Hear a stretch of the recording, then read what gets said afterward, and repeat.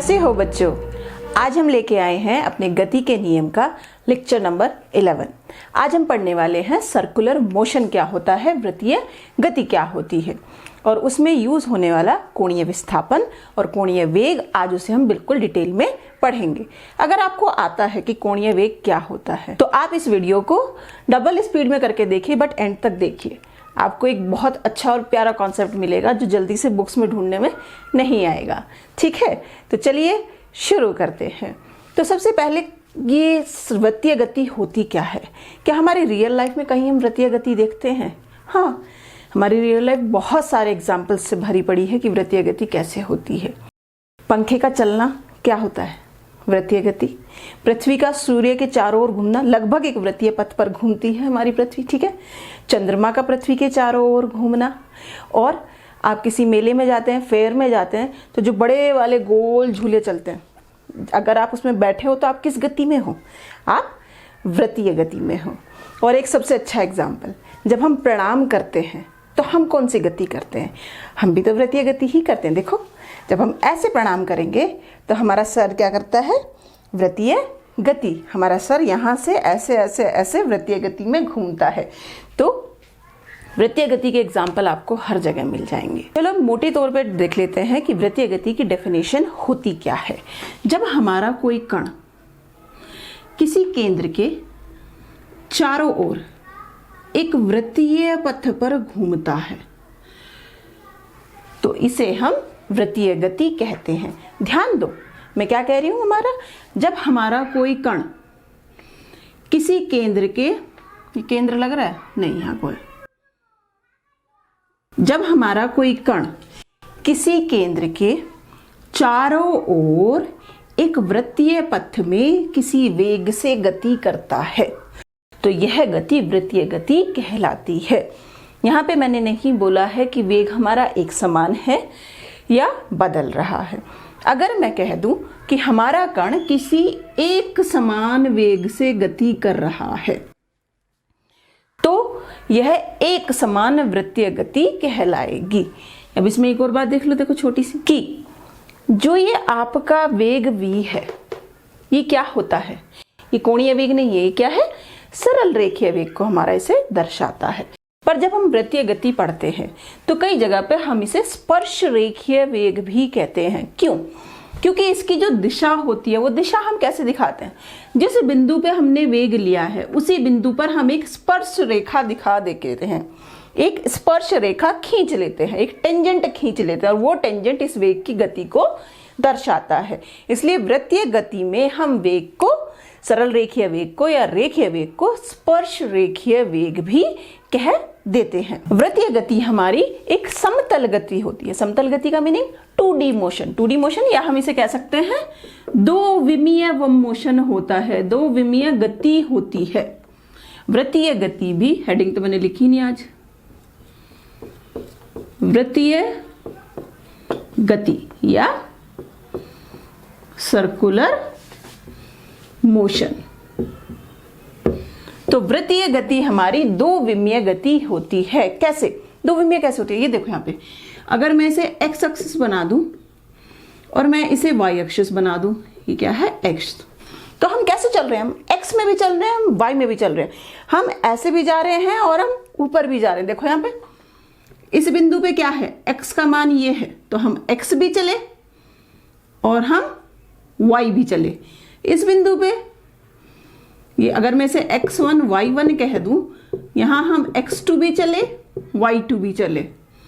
फिर अगर इस बिंदु पे कह दो तो x भी चले और इतना y चले, इतना x चले, x3 y3। तो जो वृत्तीय गति होती है वह भी एक दो विमीय गति होती है या समतल गति होती है। इसमें हमारे x और y दोनों इंक्लूड होते हैं। अब जैसे हमने अपनी सरल रेखीय गति में पढ़ा है कि विस्थापन क्या होता है, दूरी क्या होती है, वैसे ही हमारी वृत्तीय गति में एक टर्म आती है कोणीय विस्थापन। इंग्लिश में क्या बोलते हैं उसे? Angular displacement. तो चलिए समझते हैं ये एंगुलर डिस्प्लेसमेंट होता क्या है। डेफिनेशन बोलती है, कण का त्रिज्य सदिश r कण की प्रारंभिक स्थिति के सापेक्ष जितना कोण घूमता है उस कोण को उस क्षण उस कण का कोणीय विस्थापन कहते हैं। सर के ऊपर से गई, क्योंकि सब बहुत मोटी मोटी बातें हैं, बिल्कुल सिंपल वे में समझते हैं जिससे कि हमें समझ में आए कि हाँ ये सच में कोणीय विस्थापन होता क्या है। तो हमने मान लिया कि हमारे पास ये एक वृत्त है जिसकी त्रिज्या क्या है, r। अब इस पे हमारा एक कण है a जो कि एक समान वेग, मैं क्या बोल रही हूं, एक समान वेग v से गति कर रहा है। v की दिशा मैं कैसे दिखाऊंगी, ऐसे दिखा दूंगी? नहीं, v की दिशा हमने क्या बताई थी, जो सरल रेखीय वेग होता है उसकी दिशा क्या होती है, हम उस बिंदु पर एक स्पर्श रेखा, एक टेंजेंट खींच देंगे और वो दिखाएगा उस v की दिशा को। तो इस समय हमारा जो कण है एक समान वेग v से गति कर रहा है। अब मैंने कहा कुछ समय बाद ये कण यहां पहुंच जाता है, तो यहां इसकी दिशा कैसे दिखाएंगे, ऐसे। एक समान वेग है तो वेग समान ही रहेगा, केवल दिशा बदल रही है, इतना। तो जो केंद्र पर कोण है थीटा, वो हमारा होता है कोणीय विस्थापन। समझते हैं कैसे, देखो कण ने बिंदु A से चलना शुरू करा और बिंदु B पे वो पहुंच गया। तो जब वो यहां पे चला, A से B तक उसका क्या हो रहा है, रेखीय विस्थापन। समझो कैसे, देखो जब वो यहां पे चला तो वो ऐसे चल रहा है, वो परिधि पे जो चल रहा है वो उसका रेखीय विस्थापन हो रहा है, पर केंद्र पर जितना चला वो उसका कोणीय विस्थापन कहलाता है। या बिल्कुल सिंपल भाषा में ध्यान दो, मान लो मेरा पिंड यहां से लेके यहां तक चला, तो मैं कैसे देखूंगी उसे, मेरी आंखें घूमेंगी या मेरी गर्दन घूमेगी, ठीक है। ये देखो, ये करेक्ट। तो जो ये मेरी गर्दन घूम रही है ये केंद्र हो गया, ये जो मेरी गर्दन घूम रही है ये कोण बना रही है। पहले कहां थी, यहां से घूम के देखो, यहां थी, यहां तक देखा तो कितना घूम गई, यहां से यहां तक। तो जो ये गर्दन घूमी है ये होता है कोणीय विस्थापन। या जब आप ऊपर आसमान में देखते हो, आप अपनी आंखें घुमाते हो या आप अपनी गर्दन घुमा के ऐसे देखते हो, तो जितनी आपकी गर्दन घूमी वो हुआ कोणीय विस्थापन, और आकाश में वो जितना चला वो हुआ उसका रेखीय विस्थापन। या मोटे मोटे शब्दों में कह लो कि जब आपका कोई पिंड चलता है, परिधि पे वो जितना चलेगा वो उसका रेखीय विस्थापन, केंद्र पे वो जितना चलेगा वो उसका कोणीय विस्थापन। नोट कर लो, बहुत इंपॉर्टेंट और बहुत सिंपल है। कैसे बताएंगे रेखीय विस्थापन, क्या, वृत्त की परिधि पर जितना चला वो उसका रेखीय विस्थापन। यहां हमने कहा कि वो S चला और केंद्र पर जितना चला वो उसका कोणीय विस्थापन। अब चलो इस डेफिनेशन से भी समझ लेते हैं। त्रिज्या सदिश r, जो ये r है, जो त्रिज्या है वो भी एक सदिश है, ठीक है। तो इन्होंने कहा कण का त्रिज्या सदिश r, कण का त्रिज्या सदिश r कण की प्रारंभिक स्थिति के सापेक्ष जितना कोण घूमता, देखो पहले यहां था फिर यहां आ गया ये, तो यहां से लेके यहां तक में ये जितना कोण घूमा, देखो इससे यहां से लेके यहां तक में ये जितना कोण घूमा उस कोण को क्षण उसका कोणीय विस्थापन कहते हैं।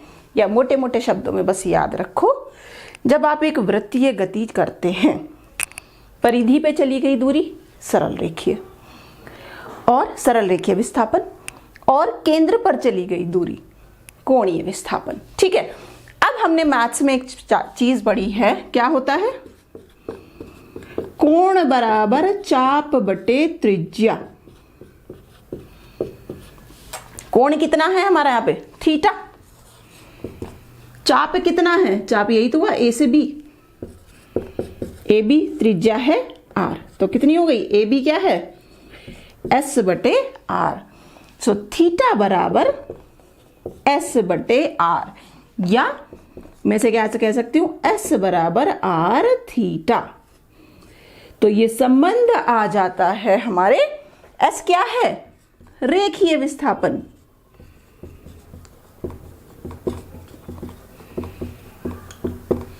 थीटा क्या है, कोणीय विस्थापन,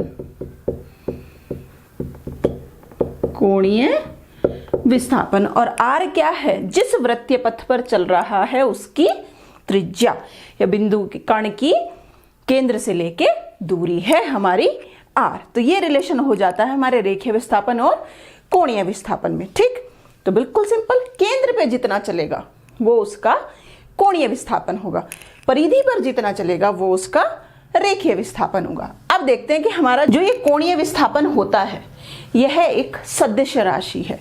क्या होती है? यह एक सदिश राशि होती है। अब सदिश राशि है तो कुछ ना कुछ दिशा भी होगी। दिशा कैसे निकालते हैं? इसकी दिशा हम निकालते हैं राइट हैंड थंब रूल से, दाहिने हाथ के अंगूठे के नियम से। तो उसमें क्या होता है कि जो ये हमारी उंगलियां हैं इन्हें हम घुमाते हैं रेखीय वेग की दिशा में। रेखीय वेग कहाँ हो रहा है, किस दिशा में हमारा वो चल रहा है, और जो अंगूठा होगा वो हमारे कोणीय विस्थापन की दिशा को दर्शाएगा। अब देखो जैसे यहाँ पे मैंने क्या कहा, ये ऐसे जा रहा है, रेखीय वेग है ना, तो ये देखो ये ऐसे जा रहा है। रेखीय वेग की दिशा क्या है? मैं उंगलियों को ऐसे ही घुमाऊंगी, ऐसे ऐसे तो जा रहा है ना रेखीय वेग, ये ऐसे। तो कोणीय विस्थापन की दिशा क्या हो गई हमारी? बोर्ड है, बोर्ड के तल के लंबवत बाहर की ओर। अगर यहां नीचे कहीं होती, कुछ ऐसे दिशा होती तो क्या दिशा हो जाती मेरी? अगर मेरा कुछ ऐसे चल रहा होता पिंड, है ना, दिशा ये होती तो कोणीय विस्थापन की दिशा क्या हो जाती? अंदर की तरफ को। तो ध्यान रखो, रेखीय विस्थापन और कोणीय विस्थापन सेम नहीं होंगे, डायरेक्शंस दोनों की अलग अलग होंगी। कोणीय विस्थापन की दिशा कैसे निकालेंगे हम? राइट हैंड थंब रूल से। जिस दिशा में आपका पिंड चल रहा है उसमें आप अपनी उंगलियों को घुमा दो, तो जो आपका अंगूठा है वो आपकी कोणीय विस्थापन की दिशा को दिखाएगा। यहां देखो कैसे चल रहा है पिंड, ऐसे चल रहा है, ऐसे चल रहा है ना, तो ये क्या दिखा रहा है मेरे? अंगूठा कोणीय विस्थापन की दिशा। तो सदिश राशि होती है किस, कैसे निकालते हैं हम इसका? राइट हैंड थंब रूल से।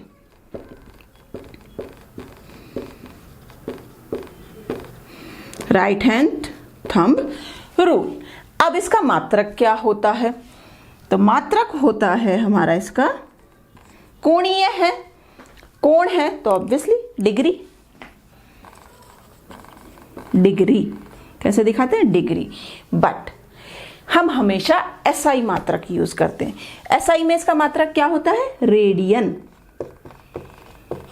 तो जब भी हम कोणीय विस्थापन को नापते हैं, कोणीय विस्थापन को हम हमेशा रेडियन में नापते हैं। और हमेशा हमें याद रखने की जरूरत है कि रेडियन और डिग्री में संबंध क्या होता है। तो इसमें संबंध होता है आपका 360 डिग्री बराबर होता है 2 पाई रेडियन के। 180 डिग्री क्या होता है? पाई रेडियन के। और पाई का मान क्या रखना होता है यहाँ पे? 3.14। पाई 90 नहीं है, सॉरी 180 नहीं है, यहाँ पे पाई का मान 3.14। ऐसे ही 90 हो जाएगा तो क्या हो जाएगा? Pi by 2। 45 अगर मैं कर दूं तो क्या हो जाएगा? Pi by 4। तो डिग्री और रेडियन में संबंध क्या होता है? 360 बराबर 2 पाई। अगर यहाँ पे ये कोण 360 पूरा घूम जाए, एक पूरा चक्कर लगा दे, तो कितना रेडियन घूमा? 2 पाई रेडियन। अब बात आती है इसकी विमा की। विमा के लिए कोणीय विस्थापन एक बहुत ही डिफरेंट सी राशि है। क्यों? क्योंकि इसकी विमा कुछ नहीं होती, m0 l0 t0। तो ये एक ऐसी स्पेशल राशि है जिसका मात्रक तो है पर विमा नहीं होती। हम विमाएं कैसे निकालते थे? हमेशा मात्रक से निकालते थे ना, जो मात्रक होता था उसी के अनुसार हम विमा निकाल देते थे। पर ये एक ऐसी राशि है जिसका मात्रक तो है पर विमा नहीं होती। चलो अब इस चीज को, ये तो हो गया हमारा मैथमेटिकल फॉर्मूले से, कोण बराबर चाप बटे त्रिज्या से हमारा रिलेशन आ गया, S बराबर आर थीटा। एक और सिंपल वे है, उससे भी हम ये रिलेशन निकाल सकते हैं। देखते हैं कैसे। पूरे एक चक्कर लगाने में, हमारे कण को पूरा एक चक्कर लगाने में कोणीय विस्थापन कितना होगा? 360, या मैं क्या कह दूं, रेडियन में हम नापते हैं तो 2 पाई। और रेखीय विस्थापन कितना होगा? वृत्त की परिधि 2 पाई आर। तो लिखो पूरा एक चक्कर काटने में कोणीय विस्थापन कितना,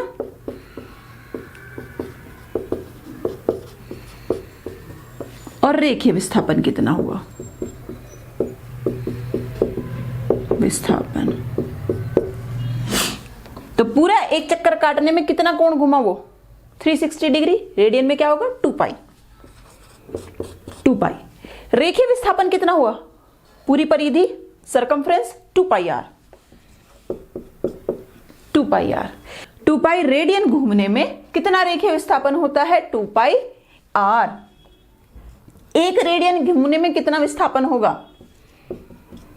2 पाई आर बटे 2 पाई। तो यहां से एक बात समझ आ रही है, देखो 2 पाई रेडियन घूमने में कितना चला वो 2 पाई इंटू आर।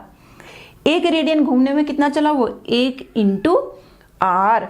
तो थीटा रेडियन घूमने में वो कितना चलेगा थीटा आर। थीटा रेडियन घूमने में रेखीय विस्थापन होगा थीटा आर। तो क्या मैं लिख सकती हूं रेखीय विस्थापन थीटा कोण घूमने में कितना थीटा आर। तो आप इस तरह से भी इसे समझ सकते हो। अब यहां पे देखो एक बहुत ही इंपॉर्टेंट सी चीज आ गई है, बड़ी प्यारी डेफिनेशन आ गई है। कोणीय विस्थापन 1 रेडियन हो तो रेखीय विस्थापन त्रिज्या के बराबर हो जाता है। तो यहां से हम 1 रेडियन की डेफिनेशन लिख सकते हैं। तो अब डेफिनेशन कैसे बनाते हैं, देखो यहां पे यदि वृत्त की चाप की लंबाई या रेखीय विस्थापन, ये क्या है हमारा यहाँ पे रेखीय विस्थापन ही तो लिख रहे हैं हम। यदि वृत्त की चाप की लंबाई, या हमारा इसे क्या कह दें भाई, ये चाप की जो लंबाई है यही हमारा रेखीय विस्थापन भी है। यहाँ पे वृत्त की चाप की लंबाई या रेखीय विस्थापन, दोनों में से कोई सा भी शब्द आप यूज कर सकते हो। यदि वृत्त की चाप की लंबाई या रेखीय विस्थापन वृत्त की त्रिज्या के बराबर हो तो त्रिज्य सदिश द्वारा केंद्र पर अंतरित कोण 1 रेडियन होगा। क्या बोला मैंने,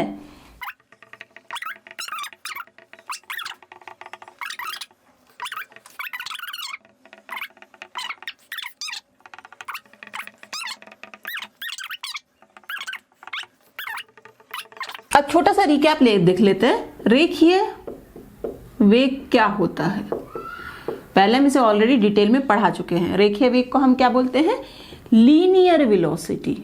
लीनियर वेलोसिटी किससे प्रदर्शित करते हैं स्मॉल v से। तो जब हमारा कोई पिंड किसी सरल रेखा में गति कर रहा होता है तो रेखीय वेग क्या होता है, रेखीय विस्थापन की समय के साथ परिवर्तन। ठीक, क्या होता है हमारा रेखीय विस्थापन की परिवर्तन की दर हमारी होती है रेखीय वेग। अगर करीब डेल्टा टी समय में रेखीय विस्थापन डेल्टा एस हो तो हमारा रेखीय वेग क्या होता है v बराबर डेल्टा एस बटे डेल्टा टी। ये हमारा क्या होता है औसत रेखीय वेग। ये फॉर्मूला हमारा किसका होता था औसत रेखीय वेग। ठीक, अब अगर हमारा समय अंतराल बहुत छोटा हो जाए, मीनिंग डेल्टा टी तो ये था यहां से लेके यहां तक, मान लो यहां से लेके यहां तक 0 से 10 सेकंड लगे उसे जाने में, तो 0 से 10 सेकंड में चली गई दूरी डेल्टा एस। अगर मैं कह दूं कि डेल्टा टी बहुत छोटा हो जाए, मान लो मैं ये कह दूं कि इस क्षण पे बताओ तुम्हारा रेखीय वेग क्या होगा, तो हम क्या कह रहे हैं when delta T tends to 0, बहुत ज्यादा छोटा हो जाए तो ये हमारा क्या हो जाता है इंस्टेंटेनियस को क्या बोलते थे तात्क्षणिक वेग। अगर डेल्टा टी टेंड्स टू 0 हो जाए तो तब हमारा आता था तात्क्षणिक वेग। फॉर्मूला क्या हो जाता था limit delta T tends to 0 delta S बटे डेल्टा टी, और इस सारे को हम क्या लिखते थे ds बटे dt। तो औसत वेग होता था डेल्टा एस बटे डेल्टा टी, और तात्क्षणिक या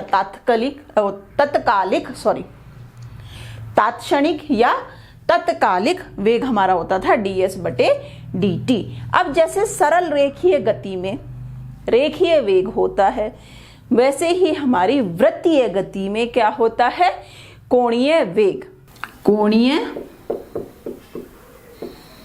वेग या इंग्लिश में से हम क्या कह देंगे, एंगुलर वेलोसिटी। एंगुलर वेलोसिटी प्रदर्शित किससे करते हैं, इसे ओमेगा से। Don't get confused. आधे बच्चे ऐसे डब्लू बोल देते हैं, डब्लू नहीं है, ओमेगा है, ठीक है, ग्रीक लेटर है ओमेगा। तो जैसे अभी मैंने आपको रेखीय वेग क्यों समझाया, रीजन ये हल्का सा उसे याद कराया। सेम जो रेखीय वेग की डेफिनेशन है वैसे ही आपकी कोणीय वेग भी होगा। रेखीय वेग क्या होता है, रेखीय विस्थापन का समय के साथ परिवर्तन। कोणीय वेग क्या हो जाएगा, कोणीय विस्थापन का समय के साथ परिवर्तन। क्या होगा ये, कोणीय वेग क्या होता है, कोणीय विस्थापन का समय के साथ परिवर्तन की दर होता है हमारा कोणीय वेग। चलो अब इसे हम चित्र की सहायता से समझते हैं कैसे आएगा।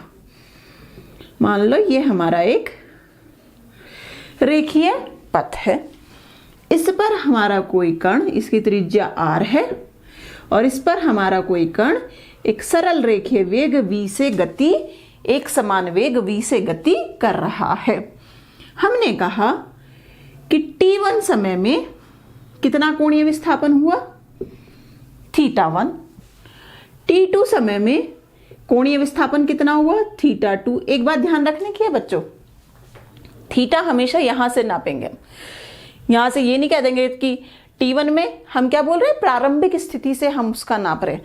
प्रारंभिक स्थिति ये थी, यहां से लेके यहां पहुंचा t1 समय में, और t2 समय लगा उसे यहां से लेके यहां तक चली गई दूरी में लिया गया समय है t2, तो θ2 में उसे समय लगा t2।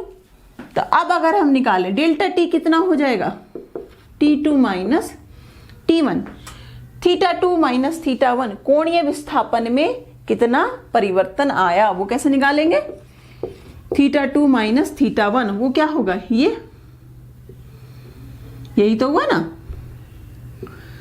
θ2 माइनस θ1, या मैं इसे क्या कह दूं, डेल्टा थीटा। तो ओमेगा हमारा क्या हो गया, कोणीय विस्थापन का समय के साथ परिवर्तन की दर, डेल्टा थीटा बटे डेल्टा टी। ये आ गया हमारा कोणीय वेग। कोणीय वेग अब ये कौन सा आया, ये आया हमारा औसत कोणीय वेग, एवरेज समझो, ये आया हमारा औसत कोणीय वेग। अगर वो कहे कि तात्क्षणिक कोणीय वेग क्या होगा, तो अगेन क्या हो जाएगा, when delta T tends to 0, जब वो समय के बीच में ना पूछ के, ये ना पूछ के कि 1 मिनट से लेके 10 मिनट में कितनी दूरी चली, अगर वो ये पूछे एग्जैक्ट 2 मिनट पे कितनी दूरी थी, तब डेल्टा टू तो हमारा आ जाएगा इंस्टेंटेनियस, INST इंस्टेंटेनियस, तात्क्षणिक कोणीय वेग। कैसे लिखेंगे, limit delta T tends to 0, delta theta बटे डेल्टा टी। तो ओमेगा इंस्टेंटेनियस कितना हो जाएगा, डी थीटा बटे डी टी। तो ये डेफिनेशन होती है आपके कोणीय वेग की। अब कोणीय वेग भी एक सदिश राशि है, इसकी दिशा क्या होगी, कोणीय वेग की दिशा कोणीय विस्थापन की दिशा के ही अनुदिश होगी। जो दिशा आपके कोणीय विस्थापन की होगी वही दिशा आपके कोणीय वेग की भी होगी। अब कोणीय वेग का मात्रक क्या हो जाएगा, मात्रक क्या होगा, रेडियन बटे सेकेंड, रेडियन बटे सेकेंड। अगर मैं इसकी विमा पूछूं तो विमा क्या होगी, देखो कोणीय वेग की विमा क्या हो जाएगी, कोणीय विस्थापन की विमा क्या होती है, m0 l0 t0, समय की विमा क्या होती है t, तो कोणीय वेग की विमा हो जाती है t इनवर्स, ये होती है आपकी कोणीय वेग की विमा। नेक्स्ट हम आती है हमारी परिक्रमण काल। परिक्रमण काल इंग्लिश में से क्या बोलते हैं, period of revolution, period of revolution प्रदर्शित किससे करते हैं, कैपिटल टी से। अब परिक्रमण काल क्या होता है, वृत्तीय पथ पर एक पूरा चक्कर लगाने में लिया गया समय परिक्रमण काल होता है। एक पूरा चक्कर लगाने में लिया गया समय क्या कहलाता है, परिक्रमण काल, परिक्रमण काल कहलाता है। करेक्ट। अब एक पूरा चक्कर चलने में कोणीय विस्थापन कितना होगा, कितना हो जाएगा कोणीय विस्थापन, केंद्र पे कितना चल गया 360 डिग्री, रेडियन में कितना हो जाएगा 2 पाई। तो अगर हमारा डेल्टा थीटा कितना हो 2 पाई, तो डेल्टा टी कितना होगा, कैपिटल टी। क्या हो गया, एक पूरा चक्कर लगाने में लिया गया समय परिक्रमण काल होता है। तो औसत कोणीय वेग कितना हो जाएगा, डेल्टा थीटा बटे डेल्टा टी, 2 पाई बटे टी, या सिंपल आप लिख सकते हो ओमेगा बराबर 2 पाई बटे टी। तो ये रिलेशन होता है आपका किसके बीच में, कोणीय वेग तथा परिक्रमण काल, क्रमण काल। अब हमारी इसी में एक और चीज आ जाती है, उसे हम क्या कहते हैं, आवृत्ति। आवृत्ति क्या होती है, फ्रीक्वेंसी बोलते हैं इंग्लिश में, फ्रीक्वेंसी स्मॉल एन से प्रदर्शित करते हैं। एक सेकंड में जितने चक्कर लगाए जाते हैं उसे हम क्या कहते हैं, आवर्ती। एक सेकंड में लगाए गए चक्करों की संख्या, ठीक है, एक सेकंड में लगाए गए चक्करों की संख्या क्या कहलाती है, आपकी आवर्ती। यदि एक सेकंड में हम बोले लगाए गए चक्कर n है, तो औसत कोणीय वेग हमारा क्या हो जाएगा, औसत को ऐसे भी दिखा देते हैं, देखो मैं सदिश दिशा नहीं दिखा रही हूं, बार है, ये वेक्टर का निशान नहीं है, बार है, औसत वेग। औसत कोणीय वेग किसके बराबर हो जाता है, 2 पाई n के। तो यहां से आपका एक और रिलेशन आ जाता है, आवर्ती परिक्रमण काल के व्युत्क्रमानुपाती होती है। ठीक, अब निकालते हैं किसके बीच में संबंध, रेखीय वेग तथा कोणीय वेग के बीच में क्या रिलेशन है, संबंध ऐसे लिखते हैं ना। हमारा कोई कण किसी वृत्तीय पथ पर गति कर रहा है जिसकी त्रिज्या कितनी है, r है, ठीक है। वो किस वेग से जा रहा है, एक समान वेग v से जा रहा है। v की दिशा हम कैसे दिखाएंगे, एक स्पर्श रेखा खींच के। उसने डेल्टा t समय में कितना एंगल चला, वो डेल्टा थीटा। कितना कोणीय विस्थापन हुआ, डेल्टा थीटा। रेखीय विस्थापन कितना हुआ, डेल्टा s। डेल्टा t समय में रेखीय विस्थापन हुआ डेल्टा s, कोणीय विस्थापन हुआ डेल्टा थीटा। ओमेगा को हम दिखा देते हैं ऐसे, ठीक है। ये उसका रेखीय कोणीय वेग ओमेगा है। तो रेखीय वेग हमारा क्या होता था, औसत रेखीय वेग v बराबर डेल्टा s बटे डेल्टा t। ओमेगा क्या होता था, डेल्टा थीटा बटे डेल्टा टी। तो हमारे रेखीय विस्थापन और कोणीय विस्थापन में क्या रिलेशन होता था, S equals to R theta. तो मैं यहां लिख सकती हूँ delta S equals to R delta theta, या डेल्टा थीटा किसके बराबर हो जाएगा, डेल्टा S बटे आर। डेल्टा थीटा का ये मान उठा के यहां रख दो, तो ओमेगा बराबर क्या हो जाएगा, डेल्टा S बटे आर बटे डेल्टा टी, या 1 बटे आर डेल्टा S बटे डेल्टा टी। डेल्टा S बटे डेल्टा टी क्या है, रेखीय वेग, V बटे आर। तो V बराबर क्या हो गया, आर ओमेगा। रेखीय वेग और कोणीय वेग में क्या संबंध होगा, V बराबर आर ओमेगा। क्या यहाँ पे एक चीज रिलेट कर पा रहे हो, कोणीय विस्थापन और रेखीय विस्थापन में क्या रिलेशन होता था, S बराबर आर थीटा। ऐसे ही रेखीय वेग और कोणीय वेग में क्या संबंध है, V बराबर आर ओमेगा। ठीक है, तो रेखीय वेग की दिशा हमारी क्या होती है, रेखीय वेग की दिशा होती है, ये जो बोर्ड है अगर मैं इसे अपना तल मान लूं, तो तल में वृत्त की जो स्पर्श रेखा है, इस बिंदु पे हमने जो स्पर्श रेखा खींची वो हमारे रेखीय वेग की दिशा को दिखाएगी। हमारे कोणीय वेग की दिशा क्या होती है, कोणीय वेग की दिशा होती है तल के लंबवत, अंगूठे से दिखा रहे ना बाहर की ओर, तल के लंबवत जो दिशा होती है वो हमारी कोणीय वेग की दिशा होती है।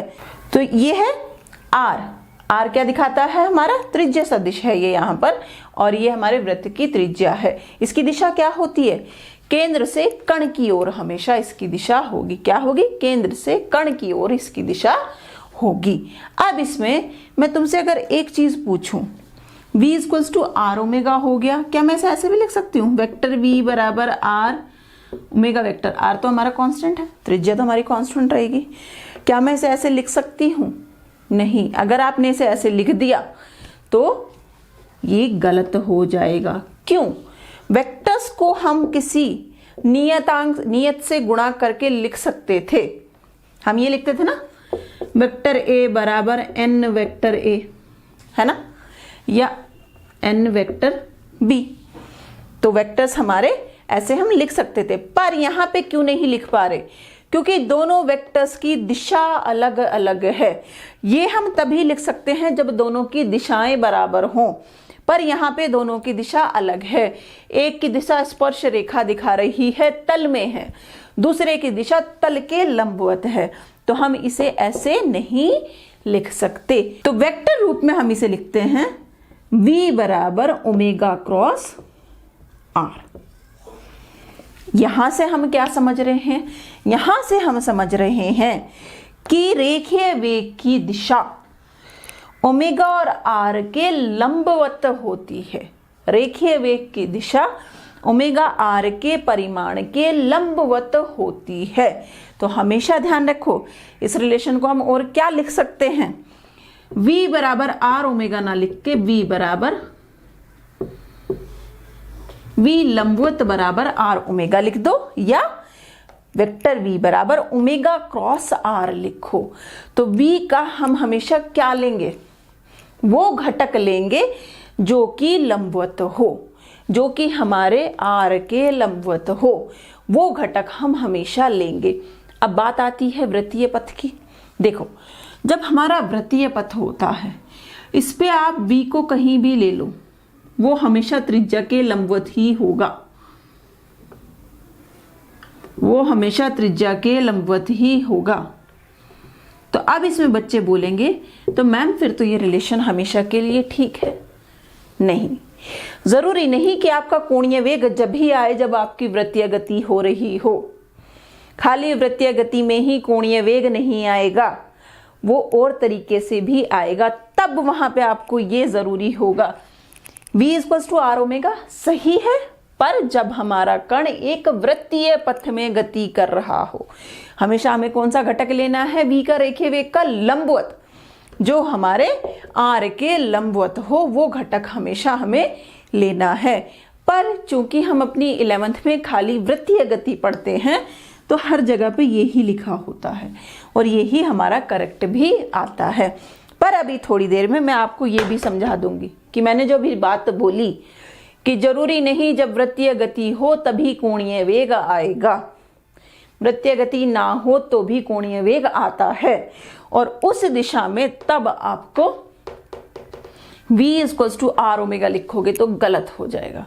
क्या लिखेंगे? v लंबवत बराबर आर ओमेगा। तब हम ये करेंगे, तो जब हम एग्जाम्पल करेंगे तब इसे भी समझेंगे। तो अब हमारा रिलेशन आ गया v बराबर आर ओमेगा। जैसे हमारा अब यहाँ पे हम एक और रिलेशन निकाल सकते हैं। ओमेगा बराबर क्या होता है? 2 पाई बटे टी, परिक्रमण काल। तो रेखीय वेग और परिक्रमण काल में भी संबंध निकाल सकते हैं। क्या हो जाएगा? v बराबर 2 पाई आर बटे टी। देखो v बराबर आर ओमेगा, ओमेगा का मान रख दो 2 पाई बटे टी, तो v बराबर 2 पाई आर बटे टी। ये संबंध हो गया आपके रेखीय वेग और परिक्रमण काल में। इसी तरह से अगर मैं रेखीय वेग और आवर्ती के बीच में संबंध लिखूं तो क्या आ जाएगा? v बराबर 2 पाई आर एन। तो अब न्यूमेरिकल करने से पहले एक बार हम थोड़ा सा जल्दी से रिवीजन कर लेते हैं कि कौन कौन से फॉर्मूले आज हमने पढ़े हैं। हमने क्या क्या पढ़ा है? हमारा कोणीय विस्थापन थीटा, रेखीय विस्थापन एस, दोनों के बीच में संबंध क्या होता है? एस बराबर आर थीटा। फिर हमारा क्या आता है? कोणीय वेग। कोणीय वेग एवरेज क्या होता है? डेल्टा थीटा बटे डेल्टा टी। कोणीय वेग इंस्टेंटेनियस क्या होता है? डी थीटा बटे D T at any time T, at किसी नहीं, या तो इंग्लिश बोलो या हिंदी बोलो, ठीक है। फिर हमारे कोणीय वेग और रेखीय वेग में क्या संबंध होता है? v equals to R omega. एक और संबंध हमने पढ़ा, ओमेगा और परिक्रमण काल के बीच में ओमेगा बराबर 2 पाई बटे टी। ऐसे ही हमने पढ़ा आवर्ती के लिए 2 पाई एन। सेम चीजों का हम रेखीय वेग से भी संबंध निकाल सकते हैं, 2 पाई आर बटे टी या v बराबर 2 पाई एन आर। तो ये सारे रिलेशन हमने आज सारे पढ़े हैं। तो यहाँ से देखो एक चीज समझ में आ रही है? एस बराबर आर थीटा, ओमेगा बराबर v बराबर आर ओमेगा। तो r के साथ आपका कोणीय आएगा जो कि रेखीय के बराबर होगा। तो रटने की जरूरत नहीं है, बस कॉमन सा है, ठीक है। तो चलो अब हम शुरू करते हैं हमारे न्यूमेरिकल्स। तो पहले एग्जाम्पल में हमें इन्होंने दे दिया थीटा और समय के बीच में संबंध, थीटा बराबर 1/2 टी स्क्वायर प्लस 4। इन्होंने हमसे पूछा फर्स्ट पार्ट में 0 से 10 सेकंड के बीच में कोणीय वेग क्या होगा। दूसरा इन्होंने पूछा 8 सेकंड पे कोणीय वेग क्या होगा। ये दो चीजें हमें निकालनी है। तो देखो यहाँ पे क्या दिया? 0 से 10 सेकंड एक टाइम रेंज दे दी है। तो हमें यहाँ क्या निकालना है? औसत कोणीय वेग। औसत कोणीय वेग क्या होता है? ओमेगा बराबर डेल्टा थीटा बटे डेल्टा टी। तो जब टी हमारा 0 है तो थीटा कितना है? थीटा 0 लिख देते हैं। टी बराबर 0 रख दो तो कितना आ गया? 4। जब टी हमारा 10 है तो थीटा कितना हो जाएगा? थीटा 10 लिख दिया मैंने से,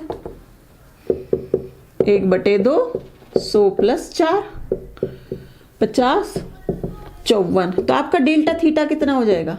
थीटा 10 माइनस थीटा 0, 54 माइनस 4 बराबर 50 रेडियन। क्या होगा? मात्रक रेडियन, करेक्ट। डेल्टा टी कितना हो जाएगा? अगर मैं इसे t0 और इसे t10 बोल दूं, डेल्टा t बराबर 10 माइनस 0 10। तो ओमेगा औसत निकाल देते हैं फर्स्ट पार्ट में। ओमेगा औसत कितना हो जाएगा? 50 बटे 10, 5 रेडियन प्रति सेकंड उसका कोणीय वेग होगा 0 से 10 सेकंड के बीच में। सेकंड में उन्होंने पूछा t बराबर 8 सेकंड पे कोणीय वेग क्या होगा। तब क्या हमें क्या निकालना है? इंस्टेंटेनियस, तात्क्षणिक कोणीय वेग निकालना है। ओमेगा इंस्टेंटेनियस कैसे निकालते थे? डी थीटा बटे डी टी, डी बटे D T 1/2 T square plus 4। तो कितना हो जाएगा? 1/2 into 2t plus 0 T. T कितना है? 8। तो 8 रेडियन प्रति सेकंड। अगर ये चीज समझ नहीं आई है यहां से यहां पे ये कैसे आया, तो बेटा पहले आप जाके अवकल समीकरण जो हमने समझाया है कैलकुलस के लिए, हमने 2 वीडियो बनाई हैं ऑलरेडी, एक डिफरेंशियल के लिए एक इंटीग्रल के लिए। तो आप वो वीडियो देखो, आपको ये समझ में आ जाएगा, ठीक है। तो t बराबर 8 सेकंड पे उसका इंस्टेंटेनियस कोणीय वेग होगा 8 रेडियन प्रति सेकंड। तो बहुत सिंपल एग्जांपल, ठीक है। नेक्स्ट हम देखते हैं कि अगर वो हमें इसका उल्टा दे दे। अब की बार उसने थीटा दिया था, कोणीय विस्थापन दिया था और कोणीय वेग पूछा था। अगर वो कोणीय वेग देके कोणीय विस्थापन पूछ ले तो हम कैसे करेंगे? ओमेगा क्या दिया इन्होंने हमें? 5t³ + 2t, और t इन्होंने दिया 0 से 2 सेकंड के बीच कोणीय विस्थापन क्या होगा ये पूछा है। अब देखो हमें एक चीज तो पता है, ओमेगा बराबर क्या होता है किसी इंस्टेंस पे अगर वो पूछता है dθ/dt, पर हम इससे उल्टा कैसे निकालें? तो उल्टा निकालना बड़ा आसान है, इंटीग्रल कर देंगे। इसे इधर ले आओ, क्या हम इसे ऐसे लिख सकते हैं dθ = ω/dt, दोनों तरफ का इंटीग्रल कर दो तो ये क्या हो जाएगा θ ω/dt। t की लिमिट जो भी आपको दी हुई है रखो मान। t की लिमिट क्या दी है? 0 से 2। बेटा ये समझ नहीं आ रहा तो प्लीज पहले वीडियो देखो, तब आपको अच्छे समझ आएगा। ओमेगा का मान 5t³ + 2t कितना हो जाएगा? 5t4/4 + 2t²/2 limit 0 to 2 limit 0 to 2। 4 तो बाहर आ जाएगा, 5/4 ये क्या होगा?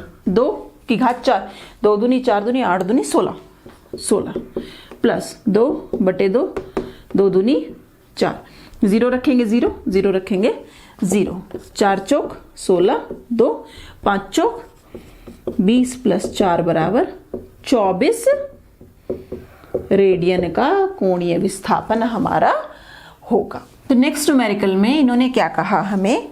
एक कण 25 सेंटीमीटर त्रिज्या के वृत्तीय पथ पर 10 मीटर प्रति सेकंड की रेखीय चाल से चक्कर लगा रहा है, उसका आवर्तकाल ज्ञात कीजिए। अब देखो इसमें इन्होंने एक नया सा वर्ड दे दिया, आवर्तकाल क्या होता है। इसमें सिंपल अंडरस्टैंडिंग है, एक गोला भी नहीं बनता हमसे भाई। ये कहा इन्होंने 25 सेंटीमीटर की त्रिज्या पे v वेग कितना दिया हुआ है? v बराबर 10 मीटर प्रति सेकंड। तो v दे दिया इन्होंने 10 मीटर प्रति सेकंड। त्रिज्या r दे दी 25 सेंटीमीटर, या हम इसे क्या लिख देंगे? 0.25 मीटर। पूछा कि आवर्तकाल क्या होगा। आवर्तकाल क्या होता है? एक पूरा चक्कर लगाने में लिया गया समय, वही हमने क्या बोला?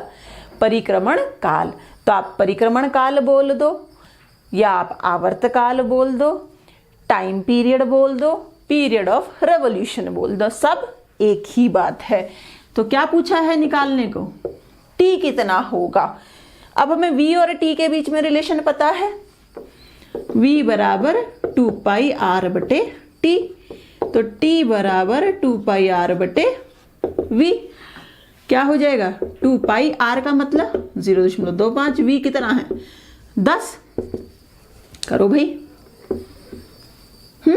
तो अब इसकी गुणा करो, 25 दूनी 50, 3.14 और ये बटे 1000, 0 से 0 कट गई, 5 चौक 20, 5 एकम 5, 6 7, 5 तिये 15। ये कितना है? 15.70। 100 से भाग करोगे तो 0.157। तो समय कितना आ गया उसका? आवर्तकाल कितना होगा? 0.157 सेकंड उसका आवर्तकाल होगा। अगर इसी क्वेश्चन में वो आपसे पूछ लेता कि इसका कोणीय वेग भी बताओ, बड़ी सिंपली हम निकाल देंगे। हमें पता है v बराबर r ओमेगा, तो ओमेगा बराबर v/r। v कितना है? 10। r कितना है? 0.25। 0 2500 का 100 40 रेडियन प्रति सेकंड आंसर। ये हमारा हो जाएगा कोणीय वेग। नेक्स्ट न्यूमेरिकल में इन्होंने कहा एक कण 14 सेंटीमीटर त्रिज्या के वृत्तीय मार्ग पर 2 चक्कर प्रति सेकंड लगाता है, कण के रेखीय वेग की गणना कीजिए। त्रिज्या कितनी दे दी है? 14 सेंटीमीटर, मीटर में लिखेंगे तो 0.14 मीटर। 2 चक्कर प्रति सेकंड लगाता है, मीनिंग उन्होंने क्या दे दी? आवर्ती n 2। रेखीय वेग पूछा है, क्या होता है, रिलेशन हमें पता है, v equals to 2 pi R N, 2 गुणा 3.14 गुणा 0.14 गुणा 2 कर दो भाई सबकी गुणा करोगे तो क्या आंसर आएगा,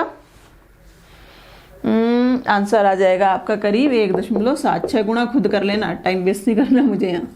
v बराबर मीटर प्रति सेकेंड आंसर। नेक्स्ट न्यूमेरिकल आपका 2009 में आ चुका है। इसमें इन्होंने पूछा है एक घड़ी की सेकंड वाली सुई की लंबाई 3 सेंटीमीटर है, इसकी नोक की कोणीय एवं रेखीय चाल ज्ञात कीजिए। सुई की लंबाई कितनी दी है, 3 सेंटीमीटर। हमें रेखीय चाल निकालनी है v, कोणीय चाल निकालनी है ओमेगा।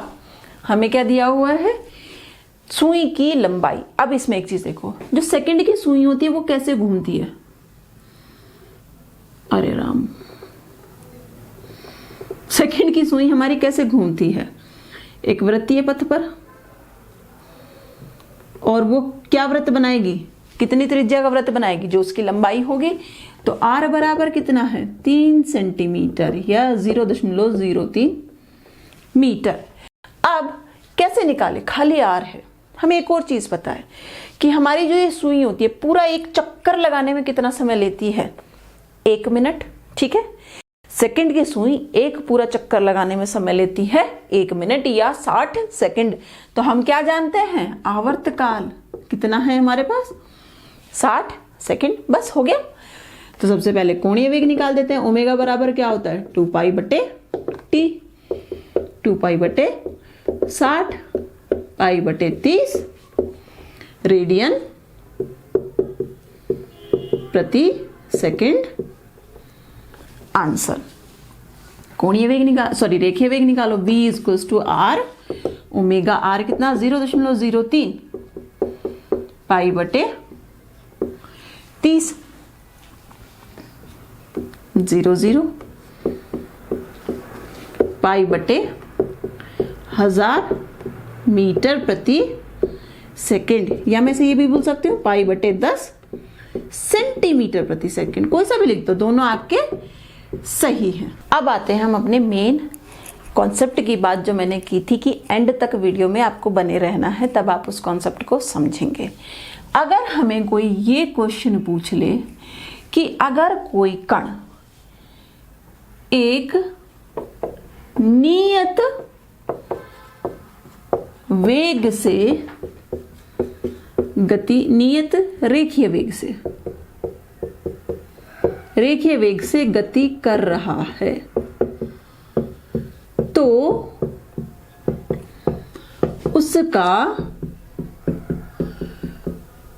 कोणीय वेग होगा क्या। उसने आपको ऑप्शन दे दिए, नियत, घटेगा, तीसरा बढ़ेगा। अब आपने कौन सा फॉर्मूला पढ़ा हुआ, उसने हमें ये कुछ नहीं बोला कि वो वृत्तीय गति कर रहा है या क्या कर रहा है। आपने फॉर्मूला क्या पढ़ा है, v बराबर आर ओमेगा, ठीक है। r हमारा नियत होता है वृत्तीय गति में, तो v क्या हो गया, अनुक्रमानुपाती ओमेगा के।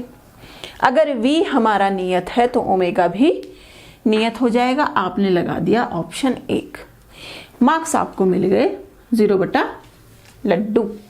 क्यों, अब आता है हमारा कॉन्सेप्ट।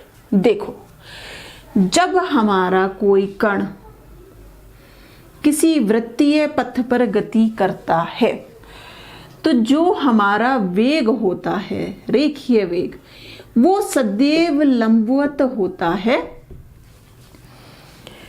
त्रिज्या के, ठीक है। यहां ले लो, यहां ले लो, यहां भी लंबवत हो गया, यहां ले लो, यहां भी लंबवत हो गया, यहां ले लो, यहां भी लंबवत हो गया, v। इवन अगर यहां भी ले लो तो यहां भी इसके तो लंबवत ही है ना, स्पर्श रेखा तो हमारी हमेशा लंबवत ही आएगी बिंदु पे v। तो अगर वो एक रेखीय वेग में घूम रहा, अगर वो एक वृत्तीय पथ पर घूम रहा है एक समान रेखीय वेग से, तो उसका कोणीय वेग भी समान होगा। ये फॉर्मूला आपका करेक्ट हो जाएगा। पर हमने क्या बोला कि हमारी रेखीय वेग और कोणीय वेग की दिशाएं अलग अलग होती हैं। तो वेक्टर फॉर्म में दोनों का रिलेशन क्या होता है? v बराबर ओमेगा क्रॉस r। तो ओमेगा क्रॉस r के लंबवत आपका v होगा। ठीक है, क्या ये जरूरी है? जब हम वृत्तीय पथ में होंगे तो हाँ होगा ही होगा, पर जरूरी है क्या ये हमेशा हो? तो हमने आपको एक और क्या फॉर्मूला बताया था कि हम ये लेंगे v equals to R omega, v लंबवत बराबर आर ओमेगा।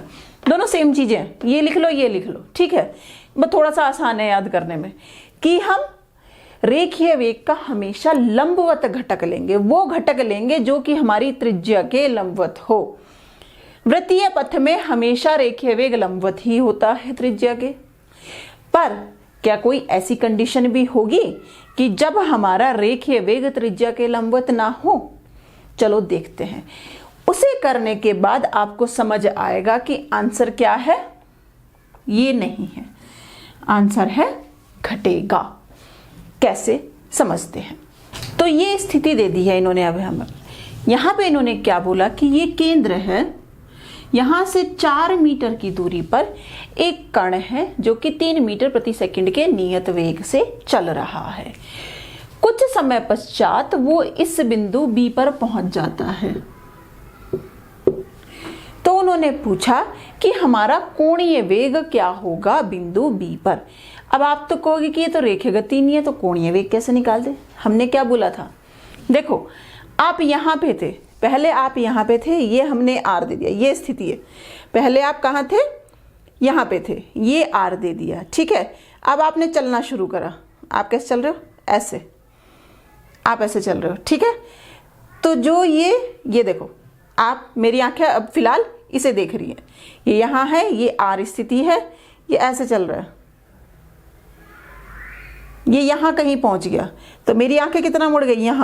यहां से यहां इतना मुड़ चुकी है मेरी गर्दन, यहां से यहां तो कितना मुड़ी? 45 डिग्री। मैं इस केंद्र पे खड़े होकर इसे देख रही थी, तो मेरी गर्दन कितनी मुड़ी? करीब 45 डिग्री मुड़ गई, यहां से लेके यहां तक। तो कोणीय विस्थापन हो गया 45 डिग्री। ठीक है ना? तो अब चलो निकालते हैं। हमारे पास क्या फॉर्मूला होता है? v बराबर आर ओमेगा। करेक्ट। अब देखो यहां क्या है? v कितना है? 3, r है 4, ओमेगा कितना आ गया? 3/4 रेडियन प्रति सेकंड। पर अब देखो, अगर ये यहां पहुंच जाता है तो भी मैं क्या ये फॉर्मूला लगा सकती हूं? v बराबर आर ओमेगा। v बराबर आर ओमेगा हम कब लगा रहे थे? जब r हमारा नियत रहता था। क्या r अभी भी हमारा 4 ही है? अब इसके लिए तो r बदल गया। करेक्ट, r बदल गया। और हम क्या कहते थे कि जो हमारा वेग होता था, रेखीय वेग हमेशा r के लंबवत होता था। यहाँ क्या वेग हमारा r के लंबवत है? ये r है, वेग ये है। क्या ये r के लंबवत है? नहीं। तो फॉर्मूला कौन सा लेना पड़ेगा? v perpendicular.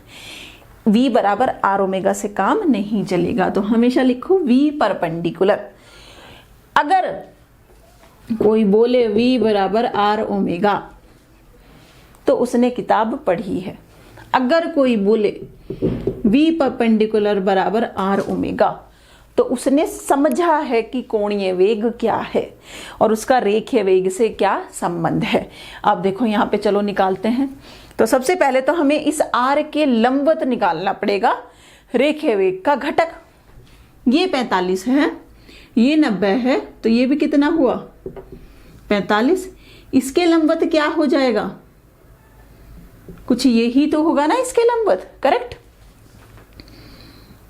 अगर मैं इसे ऐसे आगे ले जाऊं, ये 45, तो ये भी 45, तो ये क्या हो जाएगा?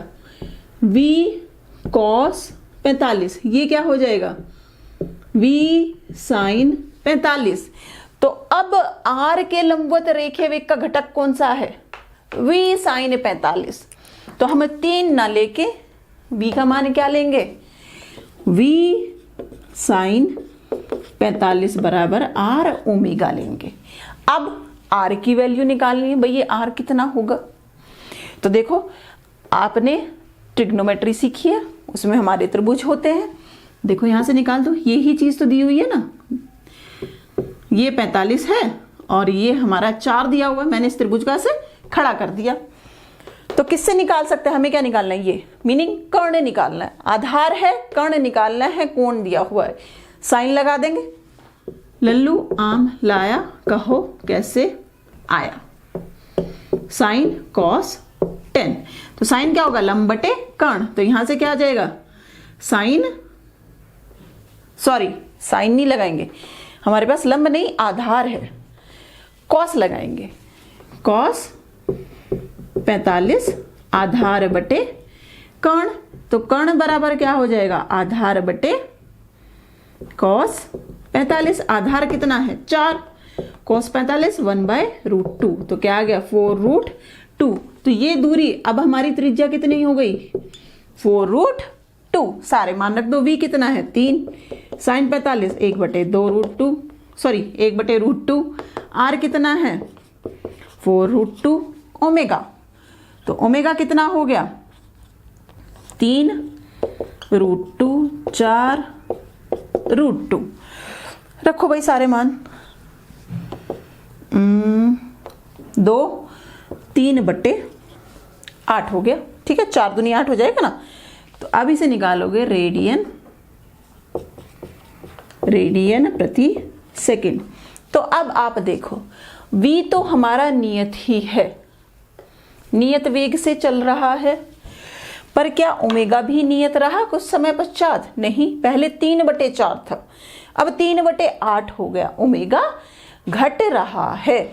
तो जो हम फॉर्मूला बोलते हैं v बराबर r ओमेगा, वो हमारा एक्चुअली करेक्ट होता है वृत्तीय पथ के लिए। अगर सर्कुलर मोशन नहीं है और तब कोणीय वेग की बात हो तो ये नहीं, क्या रिलेशन होगा, v का हम हमेशा क्या लेते हैं, लंबवत घटक।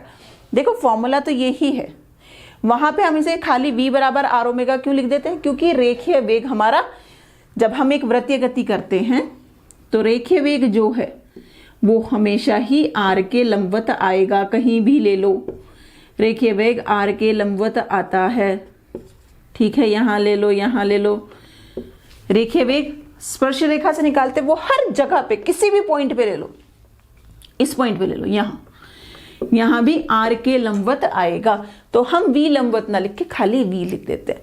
सर्कुलर मोशन जब होगा v बराबर r ओमेगा लिख देते हैं, क्योंकि v हमेशा r के लंबवत है।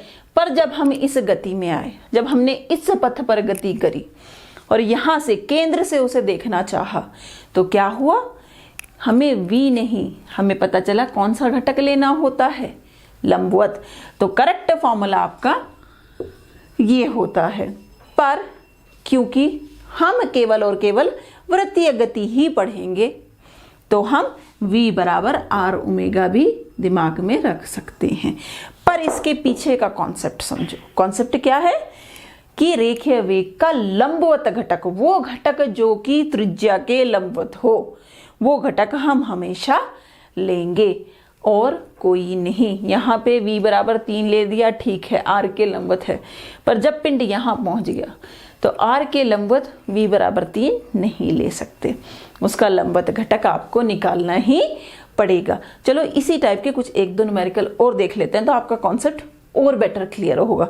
देखो बच्चों, ये सब चीजें ना, किसी को लगता है कि ये तो फालतू का एक्स्ट्रा है बहुत, क्या करना, इन सब छोटे छोटे कॉन्सेप्ट्स पे आपके कंपटीशन में न्यूमेरिकल आते हैं।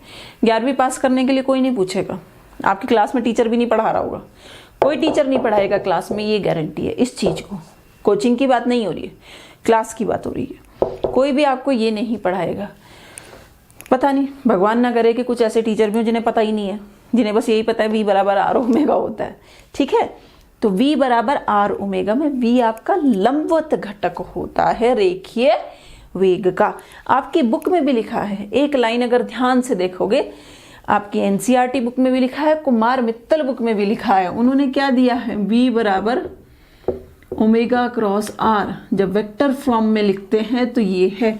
इसका मतलब क्या है कि v omega r cross r के लंबवत होगा। v का हम लंबवत घटक लेंगे।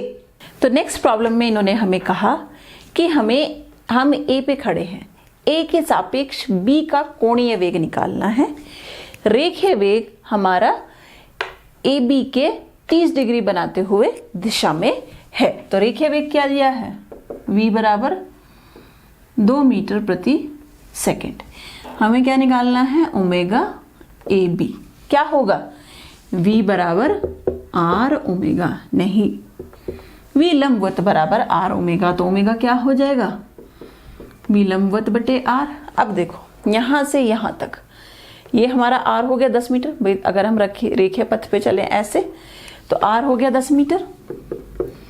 10 मीटर v का हमें लंबवत घटक लेना है इस दूरी के, ठीक है ना। तो निकालो, ये क्या हो जाएगा 2 cos 30 और ये हो जाएगा 2 sin 30। तो इसके लंबवत कौन सा हुआ, 2 sin 30, 2 sin 30, 2 sin 30 1/2 बटे 10 1/10 0.1 रेडियन प्रति सेकेंड आंसर।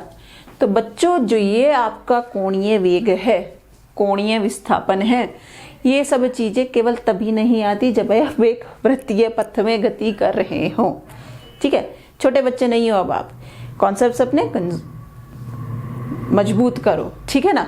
तो कोणीय वेग अपने आप में एक कॉन्सेप्ट है, केवल आप वृत्तीय गति करो तब कोणीय वेग हो जरूरी नहीं है, ठीक है। नेक्स्ट प्रॉब्लम हमारी जो है वो हमारी किससे रिलेटेड दिख रही है, क्या दिख रही है, प्रक्षेप्य गति से। इन्होंने कहा कि O बिंदु के सापेक्ष पिंड का कोणीय वेग निकालिए धरती से बिल्कुल टकराने से पहले।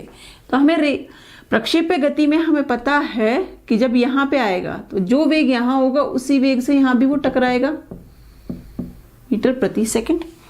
हमने मान लिया कि यहां इस बिंदु पे हमें ओमेगा निकालना है, कितना है। तो सबसे पहले तो क्या दूरी क्या हो जाएगी इस बिंदु से, यहां से लेके ये रेंज होती थी ना, पराश हमारी हो गई r। ओमेगा निकालना है तो सबसे पहले क्या निकालना पड़ेगा, r के लंबवत v का घटक, ठीक।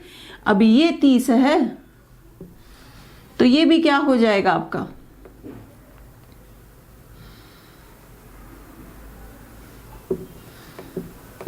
थीटा, ये भी 30 डिग्री हो जाएगा, करेक्ट। तो यहां क्या हो जाएगा 2 cos 30, ये हो गया 2 sin 30। निकाल दो, ओमेगा आपका क्या हो जाएगा, O के सापेक्ष ओमेगा, अगर मैं P कह दूं तो ओमेगा OP क्या हो जाएगा, V लंबवत बटे R। यहां R हमारा क्या है, V लंबवत क्या है, V sin 30। R क्या है, पराश कितनी होती है, निकाल दो। R बराबर क्या होता है, U स्क्वायर sin 2 थीटा बटे G। प्रारंभिक वेग कितना है, 2 मीटर प्रति सेकंड। 4 थीटा कितना है 30, तो साइन 60 बटे 10। 4 √3 बटे 2 गुणा 10, 2 5, तो √3 बटे 5 आ गया आपका 37। पराश रख दो यहाँ पे मान सबके। v कितना है 2 sin 30 का मान 1/2, r का मान √3 बटे 5, 2 से 2 कट गया, 5/√3 रेडियन प्रति सेकेंड आंसर। तो ये हो जाएगा आपका कोणीय वेग अगर आपकी प्रक्षेप्य पथ में गति है। तो ऐसे ही आपके बहुत सारे न्यूमेरिकल्स बन सकते हैं। बेटा जब भी किताब पढ़ो, अपनी बुक खोलो, फॉर्मूलेज मत पढ़ो, चीज़ों को रटो नहीं। जो एक फॉर्मूला होने के बाद जब आपका पूरा डेरिवेशन हो जाता है तो उसके नीचे कुछ लाइनें लिखी होती हैं। जो वो लाइनें होती है ना वो बहुत इंपॉर्टेंट होती हैं, उसमें बहुत सारी नॉलेज छुपी होती है और बच्चे अधिकतर उसे छोड़ देते हैं। डेरिवेशन खत्म, ये फालतू की राम कहानी लिखी हुई है, या आपके नोट्स करके या स्टार्स लगा के जो लिखा होता है, वो सब चीज़ें होती हैं बेसिक। जो पूरे डेरिवेशन में जो कहानी चल रही है उसका कारण क्या है, क्या लिखा है तो क्यों लिखा है, ठीक है ना। तो वो सब चीज़ें हमें बहुत ध्यान रखने की ज़रूरत है। तो ये आज का हमारा लेक्चर यहीं ख़त्म होता है। आपको अगर कोई भी क्वेरी है, कोई भी आपको प्रॉब्लम आती है, तो प्लीज़ मेरी जो ये ईमेल आईडी अभी आपको दिखाई दे रही है उस पर आप मुझे मेल कीजिए। और जितना हो सके प्लीज़ वीडियोस को शेयर कीजिए। शेयर होगा क्योंकि अभी मेरा चैनल नया है, मेहनत मैं बहुत कर रही हूँ पर सब्सक्रिप्शन बढ़ नहीं रहा है। और ये मैं किस लिए बोल रही हूँ, मेरा मोटिवेशन बस ये है कि ये चीज़ें ज़्यादा से ज़्यादा बच्चों के पास पहुँचे। हिंदी मीडियम के लिए वीडियोस काफ़ी कम हैं और इसी ध्येय को लेकर मैंने ये वीडियोस बनानी शुरू करी। तो जितने ज़्यादा बच्चों के पास पहुँचे उतने ज़्यादा बच्चों का भला हो सकेगा। तो आज के लिए इतना ही। पढ़ते रहिए, फिर मिलेंगे। धन्यवाद।